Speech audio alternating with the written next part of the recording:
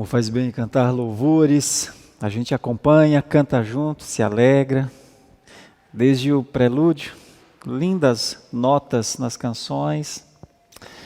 E então a igreja canta junto, a igreja vive essa experiência de adorar a Deus, adorar como família, adorar como povo de Deus. E tanto nas orações, quanto nas canções, quanto na exposição, na leitura e na exposição da palavra de Deus, algo nos une. O Senhor Jesus Cristo nos une. Para Ele é que estamos aqui. Este é um culto em nome dEle. Que o Senhor receba de cada um de nós, desde o mais pequenino, trazido pela mão do pai e da mãe, até aquele que já entra por estas portas há décadas. Aqui nós nos encontramos pela fé. A fé nos une, uma só fé para o Senhor. Que Ele encontre isso em nós nessa manhã. Eu vou estudar um texto da Palavra de Deus, quero convidá-los, aqueles que estão conosco aqui no templo e também os que estão em casa, a acompanharem a exposição de Marcos capítulo 4, versículos 1 a 9. A parábola do semeador.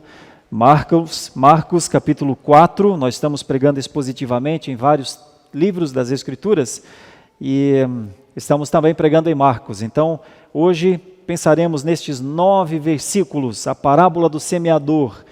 E já vou pedir às crianças que sempre participam conosco, elas cultuam também, elas não só assistem ao culto, né? Elas cultuam também. E elas cultuam, claro, na perspectiva, na condição que elas têm, desde não alfabetizadas até recém-alfabetizadas. E então o desenho de hoje, a ilustração de hoje, crianças, imaginem um barquinho no mar, uma praia, muita gente nessa praia, e então bem ao longe assim, alguém semeando. Eu estou tentando chegar ao momento em que Jesus mais uma vez está na praia, o barco se afasta um pouquinho da praia, ele está dentro deste barco, e ele está falando a muita gente na praia, como se fosse um anfiteatro assim. E ele está conversando com essas pessoas, mas é muita gente na praia, tá, crianças? Então é Jesus no barco, falando a muita gente, e ao longe assim, depois de todo aquele povo, alguém está semeando, largando sementes em algum lugar. Tenho a impressão que esse é o momento de Jesus aqui, e isso pode nos ajudar, tanto às crianças quanto aos adultos, a entender o que Jesus estava falando ali, o que Ele estava ensinando ali. Nós que sabemos, porque é uma parábola explicada. Eu vou ler a parábola e tem a explicação da parábola. E Jesus está falando que a semente é a palavra. A semente é a palavra. Então Jesus está falando da palavra. E nós que conhecemos um pouco além disso, sabemos que a palavra é o próprio Cristo. Então ele estava falando a uma multidão, ensinando sobre si. Crianças, Jesus está dizendo que Ele é esta semente, Ele é esta palavra, tá? E a oração deste pastor é que esta palavra chegue ao seu coraçãozinho. Chegue logo, que você conheça a esse Cristo, a este Jesus logo mesmo. Criança ainda, se possível. Se demorar um pouquinho, no máximo adolescência. Você precisa conhecer a Cristo já desde essa fase da idade. É uma oração do pastor, um pedido, uma esperança de ver você criança, você adolescente, crente uma barbaridade, mas crente para valer mesmo. É a esperança nossa. É a esperança do seu pai, da sua mãe, seguramente também. Vamos ler o texto? Voltou Jesus a ensinar à beira-mar, e reuniu-se numerosa multidão a ele, de modo que entrou num barco, onde se assentou, afastando-se da praia. E todo o povo estava à beira-mar na praia. Assim lhes ensinava muitas coisas por parábolas, no decorrer do seu doutrinamento. Ouvi, eis que saiu o semeador a semear, e ao semear uma parte caiu à beira do caminho, e vieram as aves e a comeram. Outra caiu em solo rochoso, onde a terra era pouca, e logo nasceu, visto não ser profunda a terra. Saindo, porém, o sol a queimou, e porque não tinha raiz, secou-se. Outra parte caiu entre os espinhos, e os espinhos cresceram e a sufocaram, e não deu fruto. Outra, enfim, caiu em boa terra, e deu fruto, que vingou e cresceu, produzindo a 30, a 60 e a 100 por um. E acrescentou: quem tem ouvidos para ouvir, ouça. Bom, nós vamos meditar aqui nestes 9 versículos, mas tenho de ler os outros versículos até o 20 para que você saiba que essa é uma parábola que o próprio Senhor Jesus explicou. Quando Jesus ficou só, os que estavam junto dele com os 12 o interrogaram a respeito das parábolas.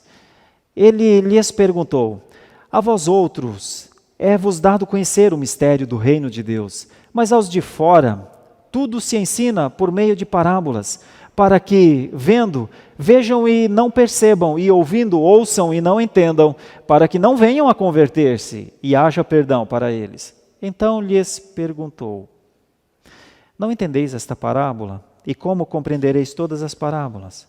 O semeador semeia a palavra.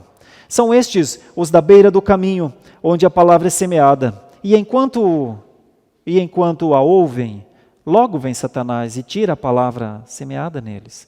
Semelhantemente são estes os semeados em solo rochoso, os quais, ouvindo a palavra, logo a recebem com alegria. Mas eles não têm raiz em si mesmos, sendo antes de pouca duração. Em lhes chegando a angústia ou a perseguição por causa da palavra, logo se escandalizam. Os outros, os semeados entre os espinhos, são os que ouvem a palavra, mas os cuidados do mundo, a fascinação da riqueza e as demais ambições, concorrendo, sufocam a palavra, ficando ela infrutífera. Os que foram semeados em boa terra são aqueles que ouvem a palavra e a recebem, frutificando a 30, a 60 e a 100 por um. Meus queridos irmãos, desde crianças a adultos, o grande risco de explicar uma parábola já explicada é errar. Então, a minha oração é que Deus me mantenha dentro dos limites do que o texto bíblico diz, trazendo alguma luz, talvez, sobre alguma coisa que mesmo nós lendo este texto explicado, talvez fique alguma dúvida. Então, eu gostaria de pontuar algumas coisas aqui. Primeiro, de contexto. É Marcos 4, quarto capítulo do Evangelho de Marcos. E nós temos 4 capítulos antes que nos dão uma ideia do que estava acontecendo aqui nesta época. O Evangelho de Marcos começa, na verdade, com uma das frases mais bonitas. Princípio do Evangelho de Jesus Cristo, Filho de Deus. Mais ou menos como quando em Gênesis está escrito: no princípio criou Deus os céus e a terra. Então, Marcos faz uma alusão com o seu evangelho a coisas muito fortes, coisas da eternidade. Princípio da eternidade para o conhecimento dos homens. É uma introdução muito interessante do evangelista Marcos. E começa a narrar a história de João Batista, o primo de Jesus, que anunciou Jesus e batizou Jesus. E aí nós temos uma das passagens mais épicas das Escrituras, ele se achegando, João reticente, Deus falando dos céus: é o meu filho, ouçam a ele, o Espírito chegando, Deus Pai, Deus Filho, Deus Espírito Santo, no batismo, no comissionamento de Jesus. Tudo isso já aconteceu, as multidões estavam vendo, e eram muitas as multidões, mas a seguir vem a tentação de Jesus, ele fica diante do próprio Satanás. Satanás quer impedi-lo de ir à cruz de todas as formas. Oferece o que nem tem autoridade para oferecer. Jesus contesta uma por uma: está escrito, está escrito, está escrito. Ou seja, sempre a defesa para qualquer situação, para as piores situações da vida, é a palavra. Está escrito. Que força tem a palavra escrita? Bom, depois da tentação de Jesus, ele tem aquele momento importante também, chama os seus discípulos. Chama muitos discípulos, sobem aquele monte, comissiona os discípulos. 2 comissões. Primeiro, simplesmente para estarem com ele. Pense num comissionamento bom. Primeiro comissionamento dos discípulos: venham, caminhem comigo. Segundo comissionamento: preguem a palavra. Vejam a palavra no Evangelho de Marcos e a força da palavra. E então, depois do comissionamento, começam as lutas. É o endemoniado, é o momento de curar um leproso. Jesus, no capítulo 2, já vai, no versículo 13, de novo saiu Jesus para junto do mar e toda a multidão vinha ao seu encontro e ele os ensinava com a palavra. Então a palavra tem um peso muito grande no Evangelho de Marcos. É a palavra. Ele tem uma controvérsia com os judeus, porque os seus discípulos tomam espigas num sábado e eles dizem, no sábado não se faz nada. Mas o que a palavra diz acerca do sábado? Quem é mais importante? O sábado ou a palavra? Jesus contesta novamente os judeus, mais uma cura, retira-se para pecar novamente, os 12 discípulos com ele, e então talvez um dos momentos mais difíceis, que é quando as multidões, ou principalmente os líderes, começam a duvidar do seu ministério. E um comissionamento vem de Jerusalém para dizer que aquele que está pregando e falando coisas tão poderosas está aliado a Satanás. Aí Jesus diz, aí é demais. Isso é blasfêmia, isso é apostasia. Atribuir a Satanás aquilo que é de Deus é imperdoável. É blasfêmia contra o Espírito Santo. Veja que o momento não foi exatamente um momento calmo e tranquilo no começo do ministério de Jesus. Ele está o tempo inteiro tendo de fazer a defesa da palavra. A palavra é o centro.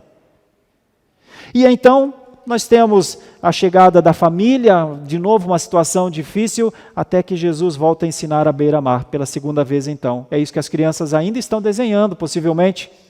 Um barquinho, alguém falando neste barco, uma multidão ouvindo.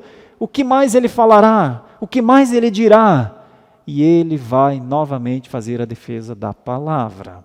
Só que ele faz em 2 momentos. O primeiro momento, você pode ver, do versículo 1 até o versículo 9, ele está diante da multidão. Voltou Jesus a ensinar à beira-mar, reuniu-se numerosa multidão. É quando ele fala, olha, é o seguinte, o semeador saiu a semear, e então a palavra que ele vai dizer depois aos discípulos é semeada em todos os tipos de solos. A frutificação depende do solo. A palavra tem a mesma essência, a palavra tem o mesmo poder, a mesma condição. A palavra é sempre a mesma, mas o solo não é o mesmo, os solos são diferentes. Bom, ele fala isso a toda a multidão, e então ele se resguarda com os seus discípulos. Agora ele já não fala para a multidão. A parábola não é explicada a toda a multidão. A parábola é explicada aos discípulos. A multidão, ele diz, eis a semente. Os solos são muito diferentes. Solo duro de beira de caminho, solo cheio de espinhos, solo cheio de rocha e solo bom. Tá bom, multidão? E eu fico imaginando que a multidão diz, meu Deus, o que ele está falando aqui? Mas ele está olhando para além da multidão, possivelmente olhando para alguém semeando. Claro que isso pode não ter acontecido, pode ser que essa pessoa não estivesse lá, mas a figura de alguém semeando é muito comum na Galileia nessa época, porque é uma região altamente agrícola, né? Aqueles que vêm da roça têm uma facilidade maior de entender o que é a semeadura. E então ele se recolhe com seus discípulos e ele fala, agora deixa eu explicar para vocês uma coisa. E ele busca uma passagem de Isaías capítulo 6, que é aquele capítulo importantíssimo do Evangelho de Isaías, que começa assim, no ano da morte do rei Uzias, eu vi o Senhor, e aí ele tem uma ideia no templo da presença do Senhor, e então ele está com muito medo, né, o profeta Isaías, e então o Senhor Deus fala com ele, vai e prega a palavra. Só que você vai pregar a palavra para pessoas que não entenderão. E não é para elas entenderem mesmo. Isso é uma coisa um pouco difícil para nós, porque a gente tem uma ideia maior assim, todos deveriam ouvir a palavra, todos deveriam converter-se à palavra, mas a palavra não é para todos. Tanto é que o Senhor Jesus faz a própria diferença. Ele fala da semeadura para todos, e então ele senta com os discípulos e ele fala, eu preciso explicar melhor a coisas que para muitos sempre será um mistério, mas para vocês não deve ser um mistério. Bom, eu começo então perguntando aqui aos nossos queridos adultos, meus queridos irmãos, o que são os mistérios de Deus para nós? Quais mistérios existem? Quantas coisas precisariam ser reveladas ainda para que pudéssemos dizer: eu estou entendendo o que o Senhor Jesus Cristo é? Quantas dúvidas nós ainda temos? Quantos mistérios há debaixo do sol? Salomão, em determinado momento, disse: nenhum. Não há nada de novo debaixo do sol. Mas será que não há realmente para nós nada de novo debaixo do sol? Quem pode revelar segredos que a grande multidão nunca conseguiu entender? Como passamos a entender coisas mais profundas, meus irmãos?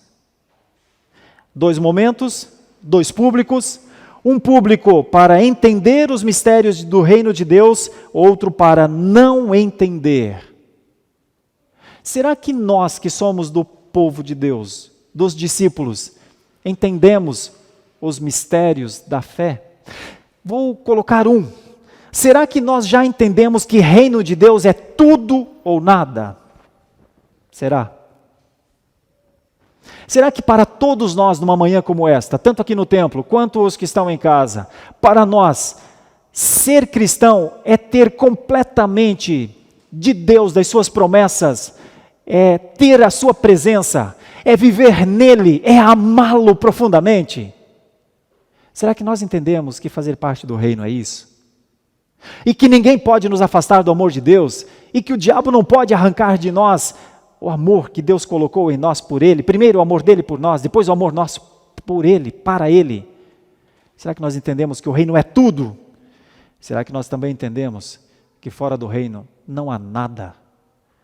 Não há agrado ao Senhor, não há paz no Senhor, não há esperança no Senhor, não há vida eterna com o Senhor, é nada.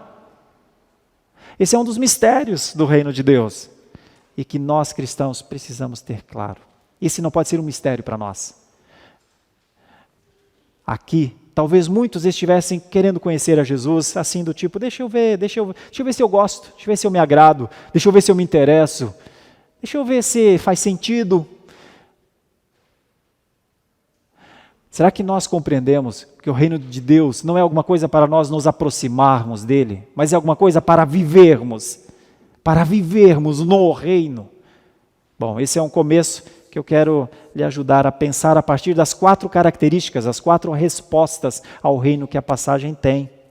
Eu quero começar com esse foco. Meu irmão, minha irmã, reino de Deus não é uma coisa para a gente simpatizar. Reino de Deus não é uma coisa para a gente achar interessante. Reino de Deus é algo para viver. Reino de Deus é mais do que gostar, ou mais do que não ter nada contra o reino de Deus. O reino de Deus é para viver por Ele ou morrer sem Ele. O Senhor Jesus Cristo falava com seus discípulos para ajudá-los a entender isso. E então Ele usa 4 figuras aqui. A figura do versículo 4, por exemplo, veja: e ao semear uma parte caiu à beira do caminho, e vieram as aves e a comeram.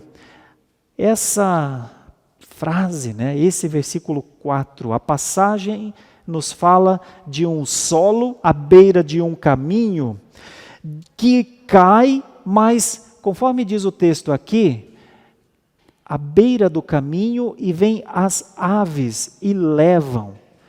Uma das coisas mais perigosas, talvez, meus irmãos, para quem se aproxima do reino de Deus, é a chamada indiferença. É como se o coração estivesse impermeável a alguma coisa diferente de tudo aquilo que ele já pensa. Então, o versículo 15 é que vai dizer isso, ele vai explicar: são estes os da beira do caminho, onde a palavra é semeada, e enquanto a ouvem, logo vem Satanás e tira a palavra semeada neles. Lá no versículo 4 diz que são as aves. Aqui, Jesus explica, é o próprio diabo, é o próprio Satanás. O desinteresse, a superficialidade, são coisas que Satanás mais gosta. Então a indiferença e a superficialidade, o desinteresse total, parece fazer de alguém com essas características ser um alvo de Satanás. Eles ouvem, a expressão pode ser traduzida por eles percebem, mas eles são surpreendidos, porque em seguida vem Satanás, e então eles perdem. A palavra tirar aqui pode ser traduzida por içar. É como se a gente recebesse alguma coisa e dissesse, puxa, que bom isso aqui, mas quando eu olhei de novo já não estava mais comigo, já foi levado. E daqui nós podemos extrair uma verdade muito grande. A insensibilidade para com a palavra, o desinteresse para com a palavra, a indiferença para com a palavra, é tudo o que Satanás quer. Porque ele tem o hábito já, segundo Jesus, de içar aquilo que está fácil, que não está guardado, que não está protegido. Então, a primeira característica que Jesus fala sobre a palavra, sobre o semear a palavra, é que ela pode cair, sim, em solos bem impermeáveis, endurecidos, batidos, e que nada passa, que nada entra. É uma característica que nós precisamos perguntar. Eu não sou, meu coração não é assim, não é? Meu coração não é assim, Senhor, é? Deixa eu ir para a segunda característica, está nos versículos 5 e 6, do solo, claro. Outra caiu em solo rochoso, onde a terra era pouca, e logo nasceu, visto não ser profunda a terra. Saindo, porém, o sol a queimou, e porque não tinha a raiz, secou-se. E a explicação está no versículo 17, mas eles não têm raiz em si mesmos, sendo antes de pouca duração, em lhes chegando a angústia ou a perseguição, por causa da palavra. Logo se escandalizam. Essa é uma outra característica de solo. Não é desinteresse, não é indiferença, é superficialidade e fragilidade. O Senhor Jesus vai explicar que a fé passa pelas emoções, mas as emoções não determinam a fé. Tanto é que o texto é cheio de coisas assim. Alegria passageira nunca será uma felicidade profunda. O texto parece mostrar que este tipo de solo, esse tipo de coração, recebe a palavra até com alegria. Mas quando vem as angústias, e a palavra para angústias aqui pode ser traduzida por prensado, sabe? Prensado contra a parede, alguma coisa assim. Então, quando vem as angústias, logo eles se escandalizam. A palavra escandalizar, inclusive, ela é grega mesmo. Lá no grego está escandalizo. A palavra, ela não é aportuguesada, não. Jesus escandalizava pessoas que não se adequavam a ele. Jesus falava do amor, Jesus falava da esperança, Jesus falava da glória de Deus, Jesus falava da esperança da glória, Jesus falava de ética, de moralidade, e pessoas se escandalizavam nele. Então a ideia de escandalizar é, eu não consigo aceitar isso. E veja só, uma das características da superficialidade, da fragilidade das pessoas norteadas ou dirigidas por emoções, é que em um momento elas estão alegres, no outro momento elas estão angustiadas, no outro momento elas estão escandalizadas. A gente deveria se perguntar, eu não sou assim, né, Senhor? Eu não sou de me escandalizar com qualquer coisa, né, Senhor? Senhor, eu não tenho uma alegria passageira na fé, não é, Senhor? Essa é a análise que a gente tem de fazer quando estuda uma parábola como essa. A gente tem que dizer, Senhor, eu já estou vendo dois tipos de solos aqui. Um é indiferente, desinteresse. E então Satanás vem e rouba, tira, iça. Eu estou vendo um outro tipo de solo, extremamente superficial, a terra não é profunda, as raízes batem logo na rocha, e então ela cresce, aparentemente vai dar uma flor linda, só que logo vem o sol quente, como a terra é muito pouca, morre. Eu não sou assim, levado pelas emoções. Vem a terceira expressão sobre a parábola do semeador. E ela está no versículo 7. Outra parte caiu entre os espinhos, e os espinhos cresceram e a sufocaram, e não deu fruto. E a explicação está no versículo 19 e 18. Os outros, os semeados entre os espinhos, são o que ouvem a palavra, mas os cuidados do mundo, a fascinação da riqueza e as demais ambições, concorrendo, sufocam a palavra, ficando ela infrutífera. Como está falando de semente, está falando de frutificação, está dizendo que esse terceiro solo, ele também não frutificará. E o que isto quer dizer? Quais são as coisas? O próprio texto explica. As preocupações, as ansiedades, A idolatria por tesouros na terra que roubam ou rouba a riqueza da glória. Novamente, 3 palavras muito interessantes. Cuidados deste mundo também pode ser traduzido por ansiedade. Fascinação pelas riquezas, a palavra fascinação é enganado pelas riquezas. Quase ninguém que busca as riquezas pensa que está sendo enganado, mas o texto bíblico diz enganado, fascinado. E a terceira palavra é sufocada, que é estrangular mesmo. A ideia é fechar a condição, não deixar mais passar o ar. Isso é muito interessante porque talvez das 3 características essa seja a mais próxima de nós. Como é difícil fugir da idolatria terrena. Como é difícil. Haja vista o tempo que se gasta correndo atrás disso. No entanto, o Senhor Jesus Cristo, falando sobre a semeadura da palavra, ele diz, olha, a palavra é semeada em todos os solos, mas vai encontrar solo indiferente, vai encontrar solo superficial e vai encontrar solo escravo do mundo já. Ah, como este solo é difícil. Quando as preocupações, quando os cuidados, quando a fascinação já estão no limite de não deixar a pessoa viver. Como é difícil evangelizar nessa hora. E como somos fracos para convencer, se não for o Espírito Santo de Deus.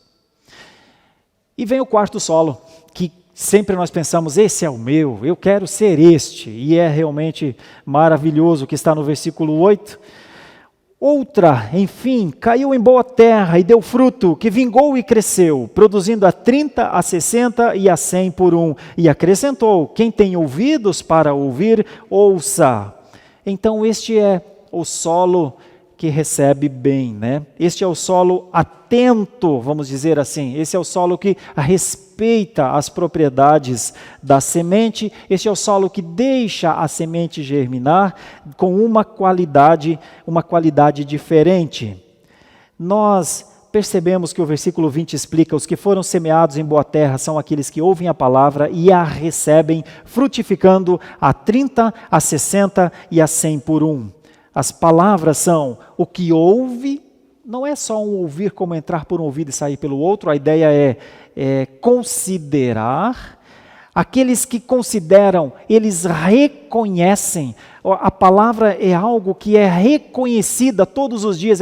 A ideia de reconhecer é conhecer mais, conhecer 2 vezes, é querer mais, é gostar mais dela. Então eles consideram, eles reconhecem. E a palavra de Deus, Jesus explicando a parábola disse, esses que passam por esse processo têm um alto poder de multiplicação. Multiplicação é gerar a si mesmo. Multiplicação é fazer mais discípulos, como discípulos somos. Multiplicação é compartilhar e ver os valores que temos nos outros, na vida dos outros, na vida dos filhos, na vida dos familiares, dos amigos.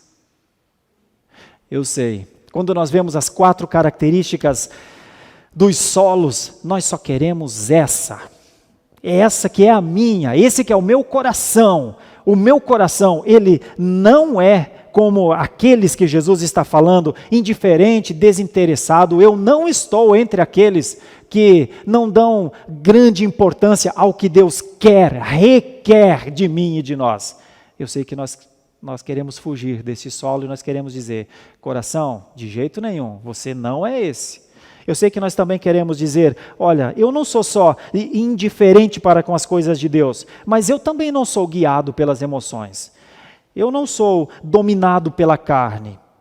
Eu sei que nós também queremos dizer, não, eu não estou entre os ansiosos, entre os aficionados por poder e por vitórias. Eu também não sou.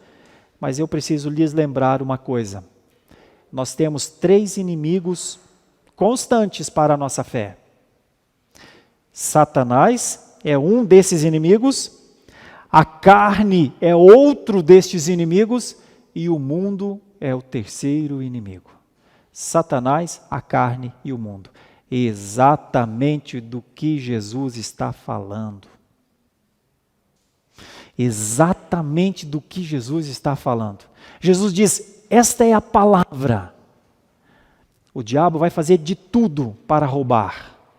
A carne vai militar com todas as forças para que você não seja alguém espiritual. E o mundo vai sufocar você. Então, quando a gente diz, olha, eu não quero ser, não gostaria que meu coração fosse nenhum desses três, quando a gente entende isso, eu vou lutar contra isso, então nós podemos ter esperança de santidade. Antes não. Se nós estivermos presos a um desses três aspectos, ou nós somos escravos do mundo, ou nós somos escravos da carne, ou nós somos escravos de Satanás.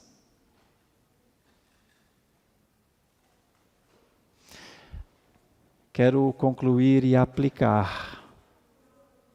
Sempre sob o cuidado de dizer, ninguém julga ninguém, nós não somos juízes uns dos outros, nós somos todos ovelhas de um mesmo pastor, nós somos rebanho de um mesmo pastor. Ele continua a ser a palavra para nós. Nós só precisamos nos perguntar, Senhor, como é que está o meu coração, Senhor?